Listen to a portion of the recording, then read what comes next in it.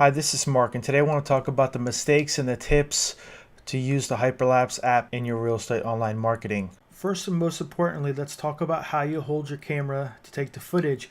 If you hold it vertically, you're going to get a very odd-shaped aspect ratio footage output.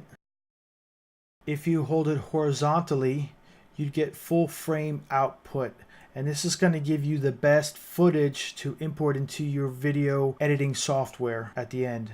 So let's talk about some of the mistakes I made to selecting the speed. Once you finalize the video by selecting the speed, you can no longer edit that speed. So that's an important point to note. So really for interior shots, I would recommend 1 to 4 times speed. Now for exterior shots where you're showing a large panoramic view, you might be able to speed that up to 4 to 8 times, and especially if you're driving, I think that's a really good range to capture that movement while you're driving and have an interesting effect in your video. Now let's talk about tips on how to use this app more effectively to take some great video. First, practice your movements. Now this is really for the sensor to see where it might go overexposed and underexposed. You can reposition yourself in the room to allow the sensor a more even exposure level. You want to do certain movements to scale and pan. You normally want to move up and down and then left to right at the same level. This will give you some really nice shots of the room.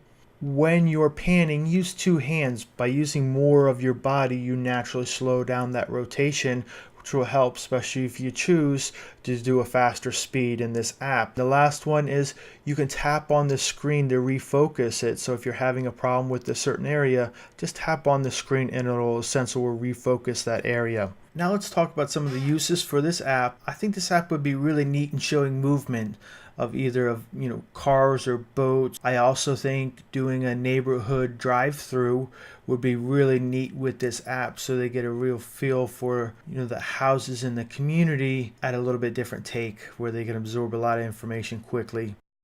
Something I thought would be neat too is if you did city streets, buildings, or if you're an elevator in a certain high-rise or condo, kind of incorporate some of this footage in those videos, highlighting some of those different property types.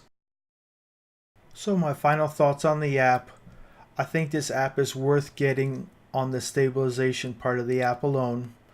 And then the hyperlapse is just a cool feature you can incorporate in some of your videos. Thanks for watching this video on the Hyperlapse app. Please rate and comment and have a great day.